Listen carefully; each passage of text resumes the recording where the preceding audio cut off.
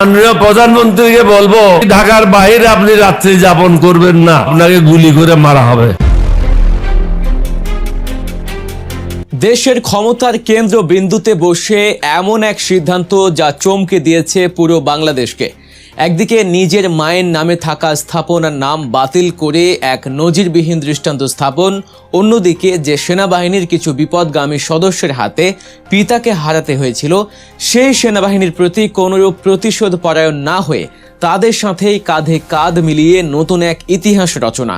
আর ঠিক তখনই রাজনীতির মাঠের এক সময়ের সহযোদ্ধা, প্রবীণ রাজনীতিক ও বীর মুক্তিযোদ্ধা কর্নেল অলি আহমেদ দিলেন এক শিহরণ জাগানো সতর্কবার্তা। রাতের বেলা ঢাকার বাইরে থাকবেন না। কেন এমন হুঁশিয়ারি? কিসের এত ভয়? আর তারেক রহমানই বা কেন হাঁটছেন বাংলাদেশের চিরাচরিত পারিবারিক রাজনীতির সম্পূর্ণ উল্টো পথে? এসব প্রশ্নের রোমাঞ্চকর এবং গভীর বিশ্লেষণ নিয়ে সাজানো হয়েছে আমাদের আজকের আয়োজন। পর্দার পেছনের আসল রাজনৈতিক সমীকরণ বুঝতে ভিডিওটি না টেনে একেবারে শেষ পর্যন্ত দেখার অনুরোধ রইল। বাংলাদেশের রাজনীতির ইতিহাস এক রক্তাক্ত ও বিশ্বাসঘাতকতার ইতিহাস। এই বাংলার মাটিতেই ঘটে যাওয়া অন্যতম এক বিয়োগান্তক ঘটনা হলো শহীদ প্রেসিডেন্ট জিয়াউর রহমানের হত্যাকাণ্ড। 1981 সালের 30 মে চট্টগ্রামের সার্কিট হাউসে সেনাবাহিনীর বিপদগামী কিছু উচ্চাভিলাষী সদস্যের নির্মম বুলেটে প্রাণ হারান তিনি। সেই শোক, সেই ক্ষত জিয়া পরিবারের জন্য কতটা গভীর তা হয়তো ভাষায় প্রকাশ করা সম্ভব নয়। কিন্তু সময়ের পরিক্রমায় আজ যখন তারেক রহমান দেশের নেতৃত্বের আসনে, তখন অনেকেই ভেবেছিলেন হয়তো অতীতের সেই দগদগে ঘা থেকে এক ধরনের ক্ষোভ বা দূরত্ব তৈরি হবে বাংলাদেশ সেনাবাহিনীর সাথে। কিন্তু সবাইকে অবাক করে দিয়ে তারেক রহমান প্রমাণ করলেন তিনি কেবল একজন রাজনৈতিক নেতাই নন, তিনি একজন দূরদর্শী রাষ্ট্রনায়ক। পিতার হত্যাকারী হিসেবে পুরো প্রতিষ্ঠানকে তিনি কখনোই দোষারোপ করেননি, বরং তিনি অনুধাবন করেছেন একটি স্বাধীন ও সার্বভৌম রাষ্ট্রের প্রধান অতন্ত্র প্রহরী হলো তার সেনাবাহিনী। তাই ক্ষমতায় আসার পর থেকেই তিনি বাংলাদেশ সেনাবাহিনীর আধুনিকায়ন এবং তাদের পেশাদারিত্ব বৃদ্ধির দিকে সর্বোচ্চ মনোযোগ দিয়েছেন। অতীতের কোনো ক্ষোভ বা প্রতিশোধ স্পৃহা তাকে গ্রাস করতে পারেনি, বরং তিনি সেনাবাহিনীর সাধারণ সদস্যদের সাথে মিশে গেছেন, তাদের সুযোগ সুবিধা এবং দেশের প্রতিরক্ষা ব্যবস্থাকে এক নতুন উচ্চতায় নিয়ে যাওয়ার জন্য কাজ করছেন। এটি এমন এক রাজনৈতিক পরিপক্কতা যা তৃতীয় বিশ্বের রাজনীতিতে বিরল।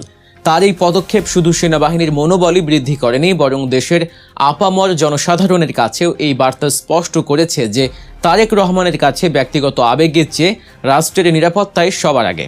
আর ঠিক এই রাষ্ট্রনায়কাচিত উত্থানের মাঝেই ভেসে এলো এক গভীর সতর্ক বার্তা।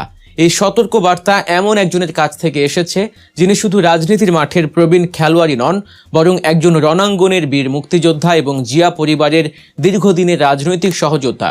তিনি হলেন লিবারেল ডেমোক্রেটিক পার্টি বা এলডিপির প্রধান কর্নেল অলি আহমেদ।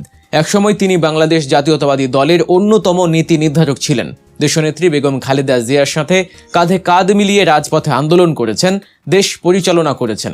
যদিও বর্তমানে তিনি বিএনপির সাথে সরাসরি জোটবদ্ধ নন এবং রাজনৈতিক ময়দানে তিনি এখন ভিন্ন একটি দলের নেতৃত্ব দিচ্ছেন বা এক অর্থে বিরোধী অবস্থানে রয়েছেন, তবুও তারেক রহমানের প্রতি তার এই সতর্কবার্তা নিছক কোনো রাজনৈতিক বক্তব্য নয়।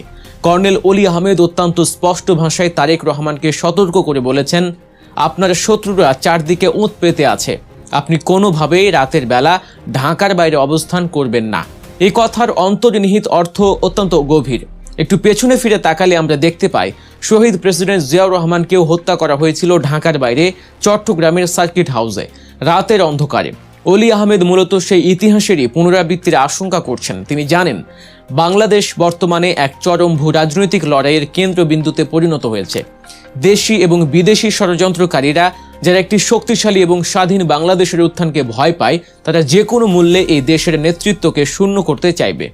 রাজনৈতিক ময়দানে কর্নেল অলি আহমেদ তারেক রহমানের সমালোচক হতে পারেন, ভিন্ন মতাদর্শের অনুসারী হতে পারেন, কিন্তু ব্যক্তিগত জীবনে এবং একজন দেশপ্রেমিক মুক্তিযোদ্ধা হিসেবে তিনি কখনোই চান না দেশের কোনো ক্ষতি হোক। তিনি জানেন তারেক রহমান বর্তমানে দেশের কোটি কোটি মানুষের আশার প্রতীক। তাকে টার্গেট করা মানে পুরো দেশের স্থিতিশীলতাকে নষ্ট করে দেয়া।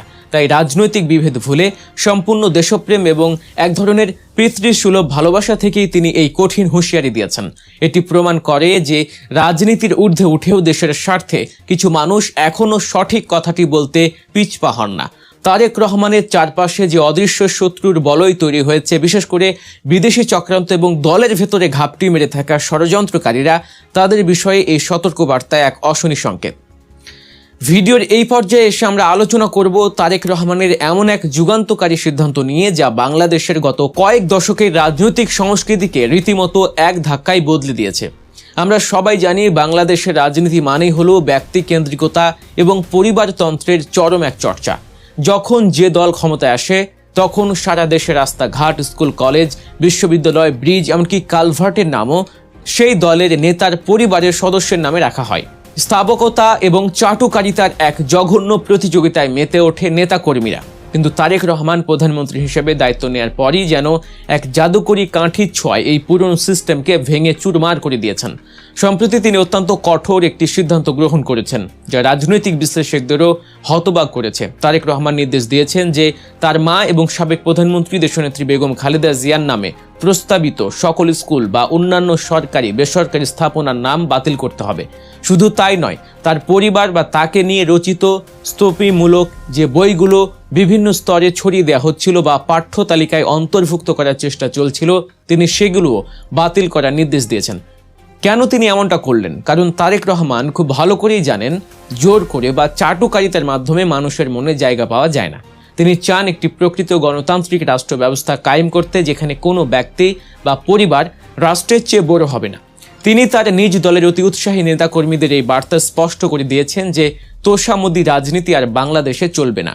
বেগম খালেদা জিয়া এদেশের মানুষের জন্য যে ত্যাগ স্বীকার করেছেন, বছরের পর বছর যে আপোষহীন সংগ্রাম করেছেন, তাই দেশের মানুষের হৃদয়ে লেখা আছে। এর জন্য কোনো স্কুলের সাইনবোর্ড বা সরকারি বইয়ের প্রচ্ছদের প্রয়োজন নেই। তারেক রহমানের এই সিদ্ধান্ত প্রমাণ করে যে তিনি গতানুগতিক ধারার কোনো শাসক নন। তিনি অতীত থেকে শিক্ষা নিয়েছেন এবং ভবিষ্যৎ বাংলাদেশের জন্য এক নতুন রূপরেখা তৈরি করছেন। তিনি এমন এক বাংলাদেশ গড়তে চান যেখানে কোনো একক পরিবারের বন্দনা হবে না, বরং বন্দনা হবে রাষ্ট্রের, বন্দনা হবে সাধারণ জনগণের।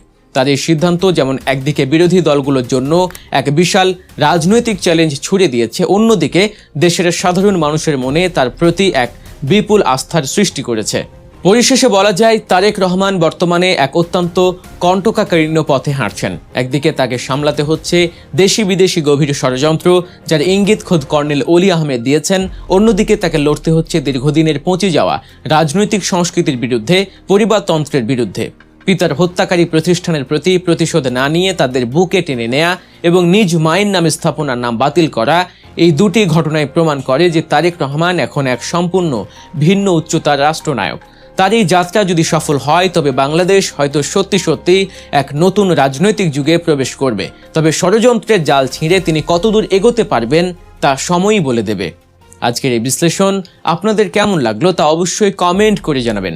বাংলাদেশের রাজনীতির এমন সব অজানা অধ্যায়, গভীর বিশ্লেষণ এবং সত্যের পেছনের সত্য জানতে আমাদের চ্যানেল গল্প নিউজ সাবস্ক্রাইব করে বেল আইকনটি চেপে দিন। ভিডিওটি ভালো লাগলে লাইক ও শেয়ার করতে ভুলবেন না। ধন্যবাদ সবাইকে। ভালো থাকবেন, দেশের পক্ষে থাকবেন।